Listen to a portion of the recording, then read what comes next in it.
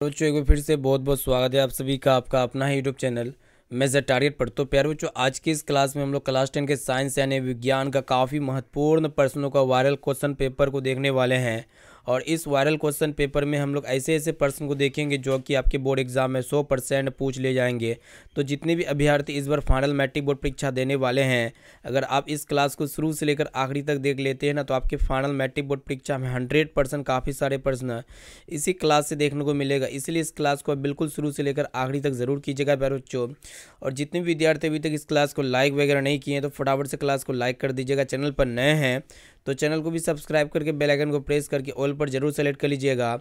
अगर आप हमारे व्हाट्सएप ग्रुप में जुड़ना चाहते हैं तो फटाफट से मेरा व्हाट्सएप नंबर लीजिए। मेरा व्हाट्सएप नंबर है 6206076569। इस नंबर को आप सेव कीजिए। आप बोले कि सर हमें व्हाट्सएप ग्रुप में जोड़ दीजिए, तो हम आपको व्हाट्सएप ग्रुप में जोड़ देंगे।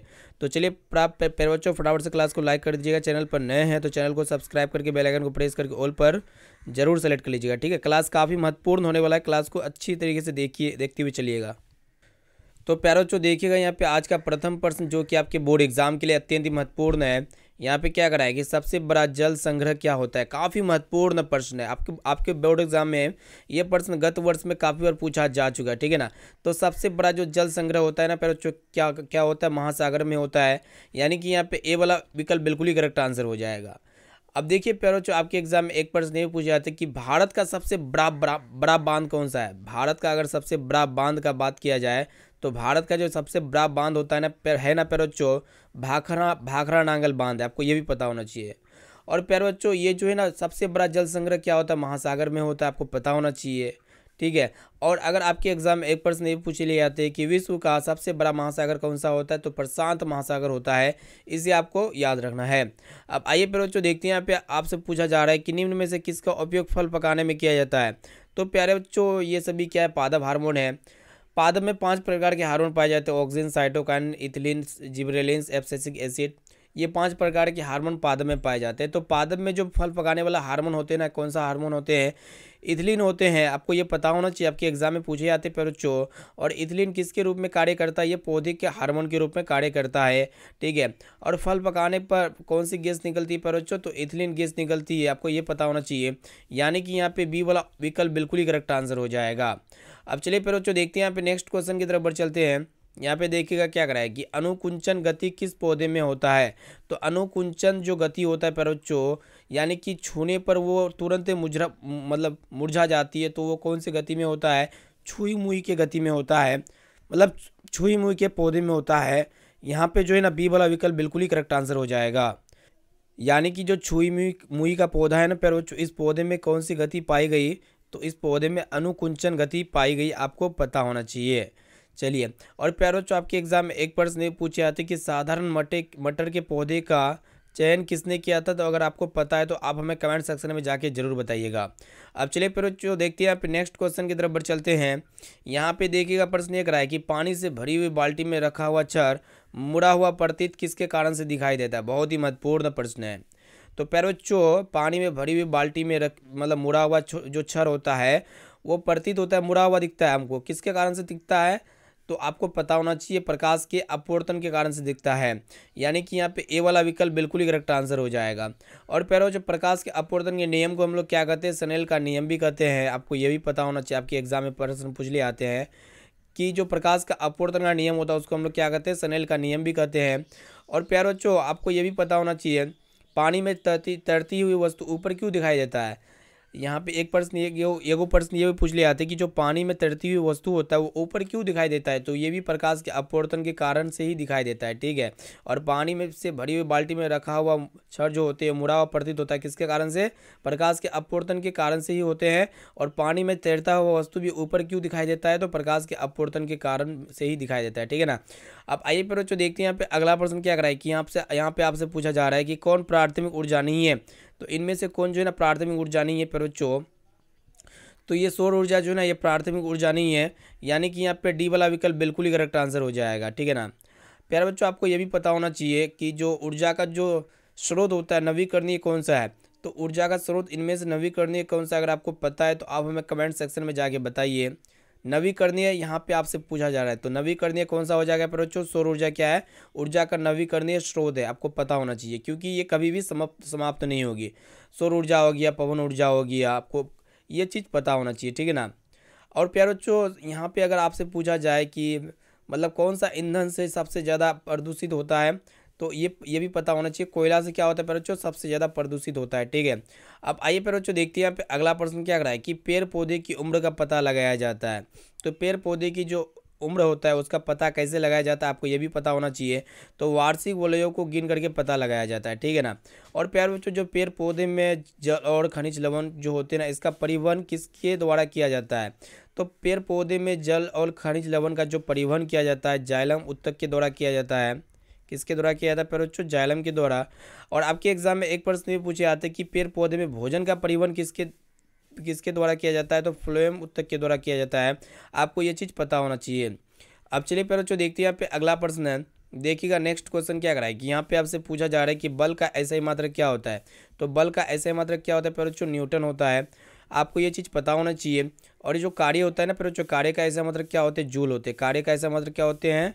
जूल होते हैं। और दाब का ऐसा मात्रक क्या होते हैं प्यारे बच्चों? पास्कल होते हैं, ठीक है। क्या होते हैं? पास्कल। दाब का ऐसा मात्रक क्या होते हैं? पास्कल होते हैं। आपके एग्जाम में प्रश्न बरोबर पूछ लिया जाते हैं, ठीक है। और ये विद्युत आवेश का ऐसा मतलब कूलम होते हैं, विद्युत विभवांतर का ऐसा मतलब क्या होते हैं? वोल्ट होते हैं। ये सभी को आपको अच्छी तरीके से याद करते हुए जाना है, ठीक है ना। चलिए बच्चों देखते हैं यहाँ पे नेक्स्ट क्वेश्चन की तरफ बढ़ चलते हैं। एक एक क्वेश्चन अत्यंत ही महत्वपूर्ण है। तो यहाँ पे आपसे पूछा जा रहा है कि ओजोन का निर्माण किससे होता है? ये जो ओजोन परत होता है इसका निर्माण किससे होता है? तो सबसे पहले आपको पता होना चाहिए जो ओजोन होते हैं इसका अणुसूत्र क्या होते हैं? O3 होते हैं। यानी कि जो ओजोन का निर्माण होते हैं ऑक्सीजन के 3 अणुओं से होते हैं, ठीक है। तो यहाँ पे देखिएगा प्यारे बच्चों ऑप्शन नंबर बी बिल्कुल ही करेक्ट आंसर हो जाएगा। बी वाला विकल्प इसका सही उत्तर हो जाएगा। और प्यारे बच्चों ओजोन परत जो होते हैं ये किससे सुरक्षा मतलब किससे रक्षा करती है? पाराबैंगनी किरण से क्या करती है? रक्षा करती है ओजोन परत, ठीक है।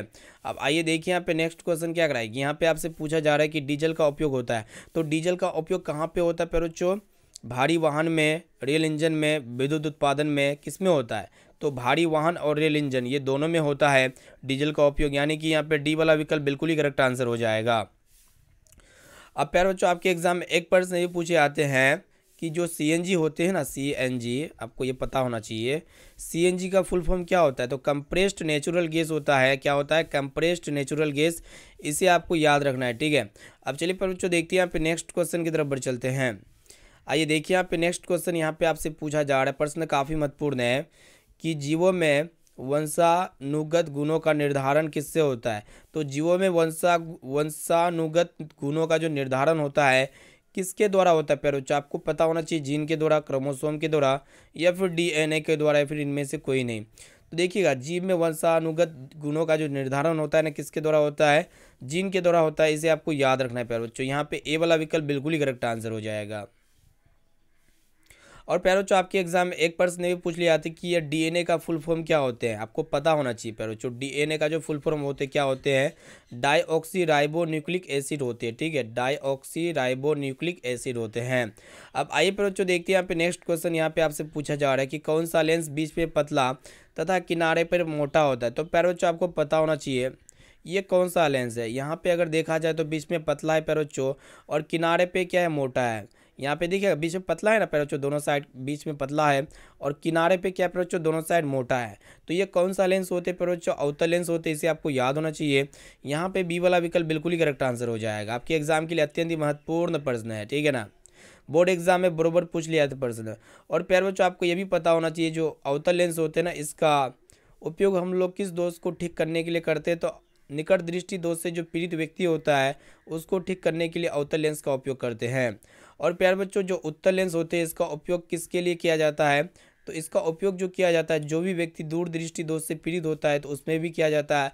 और इनके साथ साथ जो आपका सूक्ष्मदर्शी जो होते हैं, सरल सूक्ष्मदर्शी, उसमें किया जाता है, दूरदर्शी में भी किया जाता है।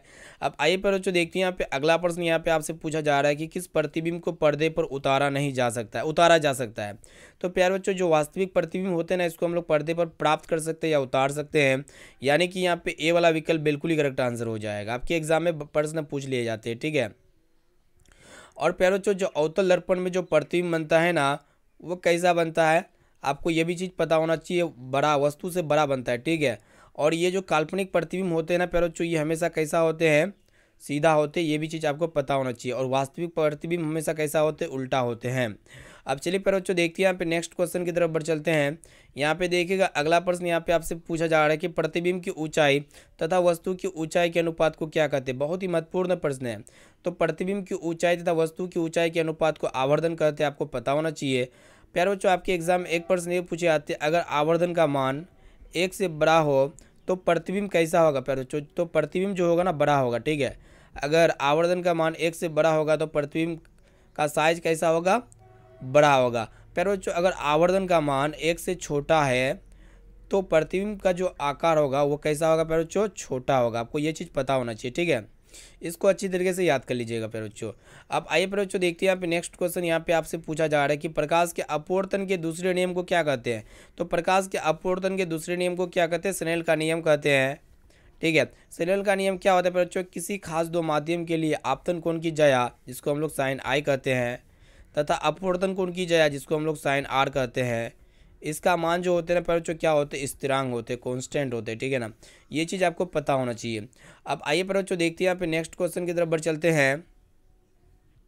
चलिए देखिए यहाँ पे अगला प्रश्न क्या कराए कि यहाँ पे आपसे पूछा जा रहा है 1 नंबर, यहाँ पे सॉरी इसको थोड़ा ऊपर कर लेते हैं, ये हम कर रहे हैं। तो देखिएगा नेक्स्ट क्वेश्चन यहाँ पे क्या कराए कि बिजली की इस्त्री में किस धातु का प्रयोग किया जाता है। बहुत ही महत्वपूर्ण प्रश्न है।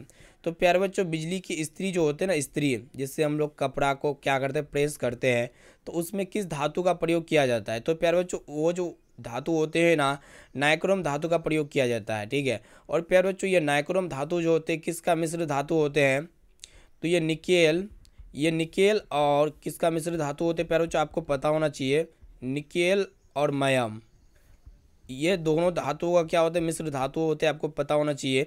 आपके एग्जाम में प्रश्न पूछ ले आते हैं। और प्यारे बच्चों जो बिजली का बल्ब होता है ना, उसमें फिलामेंट जो लगा रहता है वो कौन सा होता है, टंगस्टन होता है, आपको ये चीज़ पता होना चाहिए। अब आइए देखिए यहाँ पे अगला प्रश्न क्या कराए कि किस शोषण में अधिक ऊर्जा मुक्त होती है। तो प्यारे बच्चों किस शोषण में सबसे ज़्यादा ऊर्जा मुक्त होती है, तो ये चीज़ आपको पता होना चाहिए। जो ऑक्सी शोषण होते हैं ना, इसमें अधिक ऊर्जा मुक्त होती है, ठीक है।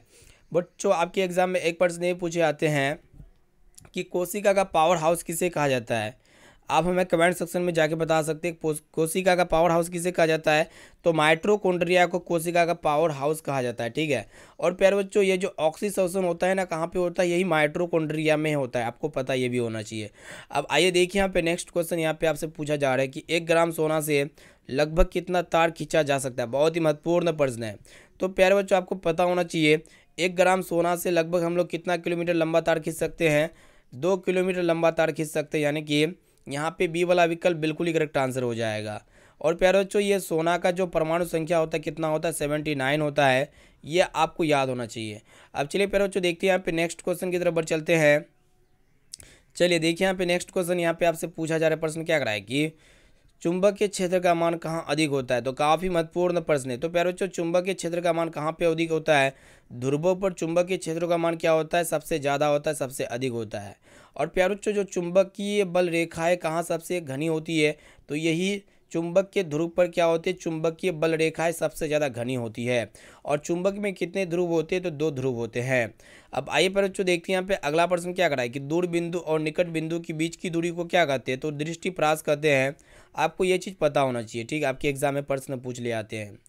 और प्यारे बच्चों आपको ये भी चीज़ पता होना चाहिए कि सामान्य मानवों के लिए जो नेत्र की जो निकट बिंदु होती है ना, कितना होती है, 25 सेंटीमीटर होती है। आपके एग्जाम में प्रश्न पूछ लिए आते हैं।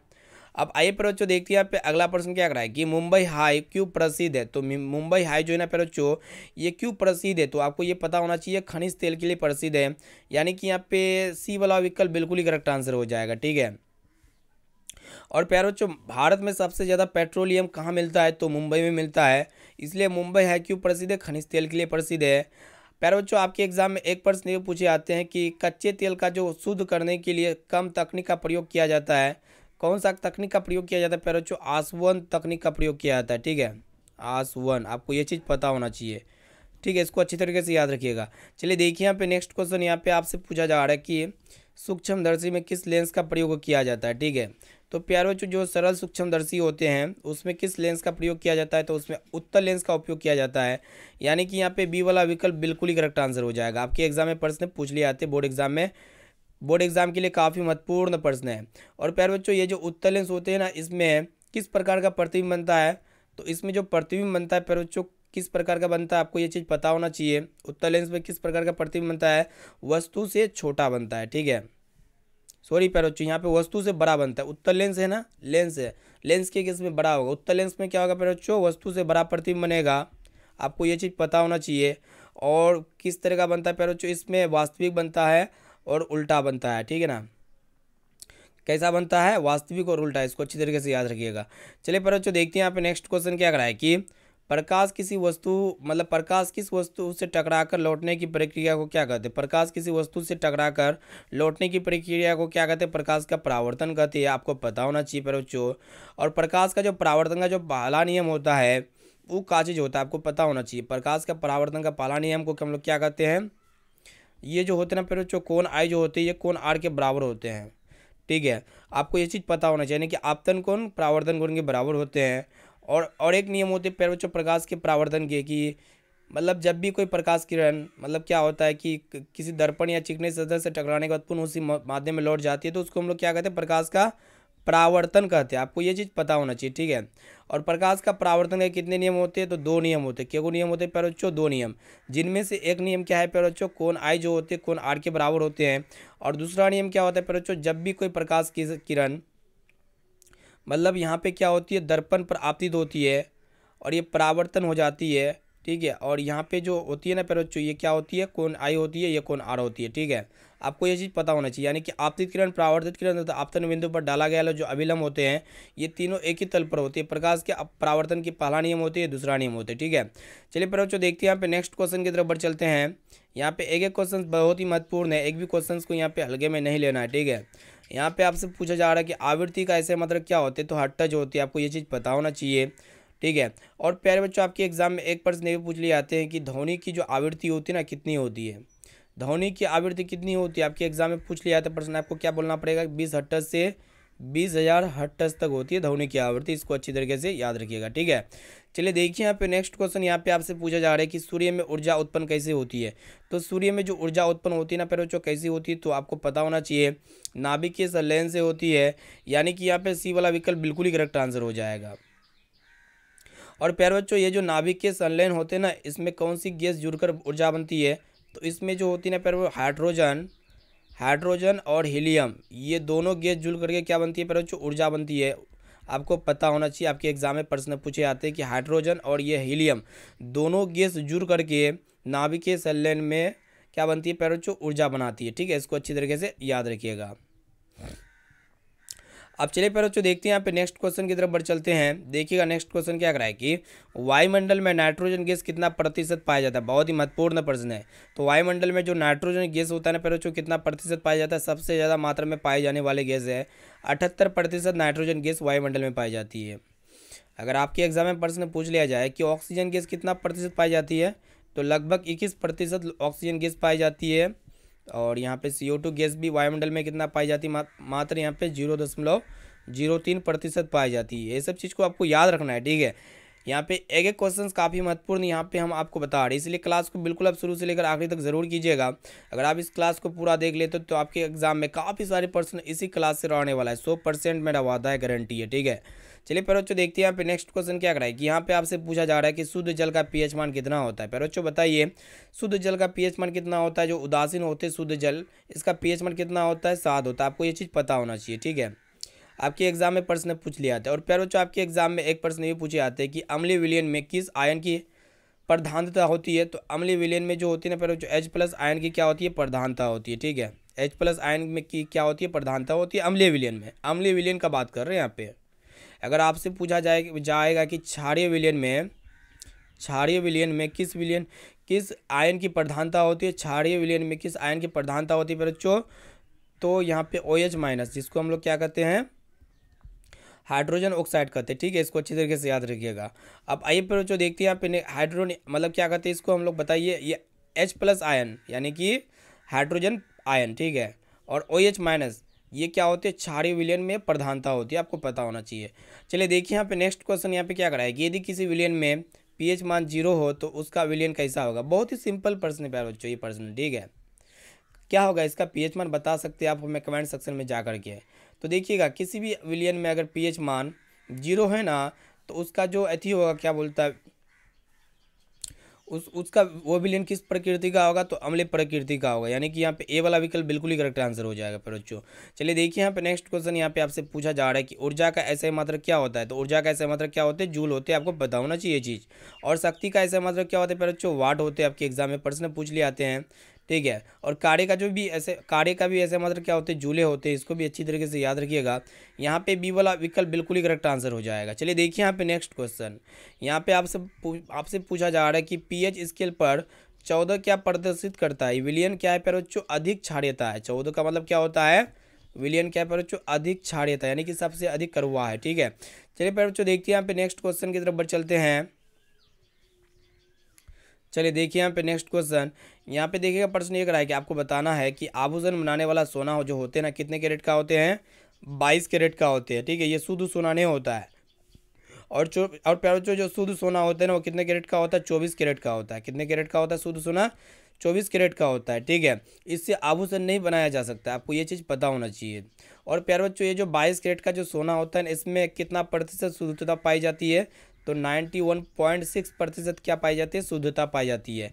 और इसमें बाकी इसको हार्ड बनाने के लिए सोना को हम लोग क्या करते हैं, इसमें हम लोग जो है ना प्यारे बच्चों इसका मिश्रण मतलब अन्य धातुओं का क्या करते हैं, मिश्रण को मिलाया जाता है, ठीक है। चलिए देखिए यहाँ पे नेक्स्ट क्वेश्चन यहाँ पे आपसे पूछा जा रहा है कि लाल गुलाब हरे प्रकाश में कैसा दिखाई देता है। काफ़ी महत्वपूर्ण प्रश्न है ये। जो लाल गुलाब है ना, हरे प्रकाश में कैसा दिखाई देता है, तो आपको पता होना चाहिए बच्चों, काला दिखाई देता है। आपके एग्जाम में प्रश्न पूछ लिया था, ठीक है ना, बोर्ड एग्जाम के लिए काफ़ी महत्वपूर्ण प्रश्न है। और प्यारे बच्चों लाल गुलाब लाल रंग में कैसा दिखेगा, आपको तो ये भी पता होना चाहिए ना। लाल गुलाब को अगर आप लाल रंग में देखिएगा तो कैसा दिखेगा, ऑफकोर्स यहाँ पे लाल दिखेगा प्यारे बच्चों। लेकिन लाल गुलाब को हरे प्रकाश में देखिएगा तो कैसा दिखेगा, आपको पता होना चाहिए, काला दिखेगा, ठीक है। चलिए पर बच्चों देखते हैं यहाँ पे नेक्स्ट क्वेश्चन यहाँ पे क्या करा है कि डेनमार्क को क्या कहा जाता है। डेनमार्क को क्या कहा जाता है पर बच्चों, पवन चक्कियों का देश कहा जाता है, आपको ये पता होना चाहिए। यानी कि यहाँ पे सी वाला विकल्प बिल्कुल ही करेक्ट आंसर हो जाएगा। बोर्ड एग्जाम के लिए बहुत ही महत्वपूर्ण प्रश्न है, ठीक है। चलिए देखिए यहाँ पे नेक्स्ट क्वेश्चन की तरफ बढ़ चलते हैं। यहाँ पे देखिएगा पर बच्चों अगला प्रश्न क्या करा है कि यहाँ पे आपसे पूछा जा रहा है कि श्वेत प्रकाश यानी कि श्वेत क्रांति का संबंध किससे है। तो श्वेत क्रांति का जो संबंध है ना प्यारे बच्चों, किससे आपको पता होना चाहिए, तो ये दूध से संबंधित है। यानी कि यहाँ पे डी वाला विकल्प बिल्कुल ही करेक्ट आंसर हो जाएगा।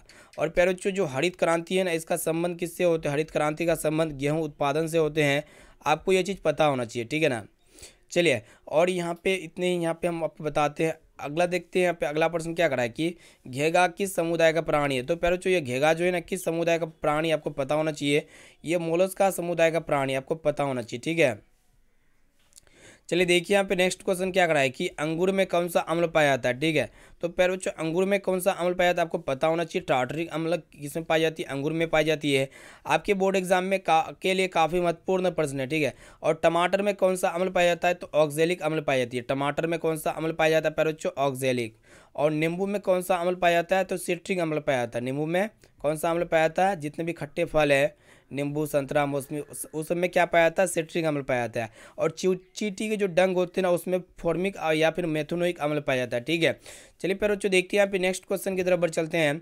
यहाँ पे आपसे पूछा जा रहा है कि सबसे कठोर खनिज कौन सा है। तो इनमें से जो सबसे कठोर खनिज है ना कौन सा है प्यारे बच्चों, आपको पता होना चाहिए, हीरा है। और हीरा का जो अपूर्णांक होते हैं ना प्यारे बच्चों, किस मतलब कितना होते हैं, 2.42 होते हैं, ठीक है। 2.42 क्या होते हैं प्यारे बच्चों, हीरा का अपूर्णांक होता है, आपको ये पता होना चाहिए। और प्यारे बच्चों आपके एग्जाम में एक प्रश्न ये पूछे जाते हैं कि हीरा किसका अपर रूप होते हैं, तो ये कार्बन के अपर रूप होते हैं। और ये हीरा कहाँ पे पाई जाती है, तो अफ्रीका में पाई जाती है। देखिए यहाँ पे नेक्स्ट क्वेश्चन यहाँ पे क्या करा है कि इनमें कौन ऑक्सीजन का वाहक है। तो प्यारे बच्चों इनमें से जो ऑक्सीजन का वाहक होगा ना, कौन सा हो जाएगा, हीमोग्लोबिन हो जाएगा, आपको पता होना चाहिए। और ये हीमोग्लोबिन जो होते हैं ना प्यारे बच्चों, काज से बना होता है, तो ये आयरन से बना होता है, आपको ये पता होना चाहिए। आपके एग्जाम में प्रश्न पूछ लिए आते हैं, ठीक है। चलिए पर बच्चों देखते हैं यहाँ पे नेक्स्ट क्वेश्चन की तरफ बढ़ चलते हैं। अगला प्रश्न को देखिएगा जो कि काफ़ी महत्वपूर्ण प्रश्न है। तो यहाँ पे आपसे पूछा जा रहा है कि संसार का सबसे कीमती संसाधन कौन है। तो संसार का जो सबसे कीमती संसाधन है पर बच्चों कौन सी है, तो आपको पता होना चाहिए, खनिज संसाधन है जो सबसे संसार का मतलब क्या है, कीमती संसाधन है। यहाँ पे सी वाला ऑप्शन बिल्कुल ही करेक्ट आंसर हो जाएगा, ठीक है। काफ़ी महत्वपूर्ण प्रश्न है बोर्ड एग्जाम के लिए। चलिए पर बच्चों देखते हैं यहाँ पे नेक्स्ट क्वेश्चन क्या कराए कि कार्टिक के ऊपर मतलब अंटा मतलब क्या है, अंटार्कटिक के ऊपर ओजोन के स्तर में आई कमी को क्या कहा जाता है? अंटार्कटिक के ऊपर ओजोन के स्तर में आई कमी को हम लोग क्या कहते हैं प्यारे बच्चों? आपको पता होना चाहिए, ओजोन छिद्र कहते हैं, आपको ये चीज़ पता होना चाहिए। और प्यारे बच्चों, ओजोन परत को नुकसान पहुंचाने वाली जो गैस होती है ना, कौन सी गैस होती है? ये CFC गैस यानी कि क्लोरोफ्लोरोकार्बन होती है, आपको ये पता होना चाहिए। और प्यारे बच्चों, ओजोन परत पृथ्वी के किस मंडल में पाई जाती है? तो इसका आंसर आप हमें कमेंट सेक्शन में जाके बता सकते हैं। ओजोन परत जो है ना किस मंडल में पाई जाती है? तो ये समताप मंडल में पाई जाती है, ठीक है, यानी कि स्ट्रेटोस्फीयर जिसको हम लोग कहते हैं। अब आइए पर जो देखते हैं यहाँ पे अगला प्रश्न क्या कर रहा है कि लंबाई बढ़ने से चालक तार का प्रतिरोध पर क्या असर पड़ता है? जब भी हम लोग यहाँ पे क्या करते हैं, तार की लंबाई बढ़ाते हैं तो चालक तार का जो प्रतिरोध होता है पर क्या होता है? बढ़ता है, यानी कि यहाँ पे ए वाला विकल्प बिल्कुल ही करेक्ट आंसर हो जाएगा। अगर हम लोग क्या करेंगे पर चालक तार का क्षेत्रफल को बढ़ाएंगे तो प्रतिरोध पर क्या असर पड़ेगा?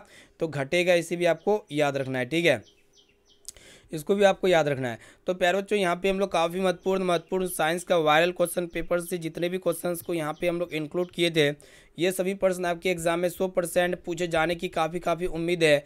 इसलिए एक एक क्वेश्चन को अच्छी तरीके से याद कर लीजिएगा। इसमें हम लोग जितने भी अतिरिक्त प्रश्न बताए ना, तो उस प्रश्न को अपने नोटबुक में नोट जरूर कर लीजिएगा, ठीक है ना। और इस वीडियो को अभी तक जो भी विद्यार्थी लाइक वगैरह नहीं किए तो फटाफट से वीडियो को लाइक कर दीजिएगा। चैनल पर नए हैं तो चैनल को भी सब्सक्राइब करके बेल आइकन को प्रेस करके ऑल पर जरूर सेलेक्ट कर लीजिएगा। तो प्यारे बच्चों, इस वीडियो को अपने दोस्तों में ज़्यादा से ज़्यादा शेयर कीजिए ताकि वो भी बोर्ड एग्जाम की तैयारी काफ़ी मस्त और धमाकेदार तरीके से कर सके। और जितने भी विद्यार्थी हमारे व्हाट्सएप ग्रुप में नहीं जुड़े तो मेरा व्हाट्सएप नंबर लीजिए, मेरा व्हाट्सएप नंबर है 6206076569। इस नंबर को आप सेव कीजिए, आप बोले कि सर हमें व्हाट्सएप ग्रुप में जोड़ दीजिए, तो हम जो है ना आपको व्हाट्सएप ग्रुप में जोड़ देंगे। तो प्यारे बच्चों, फिर मिलते हैं यहाँ पे अगले क्लास में। Thank you.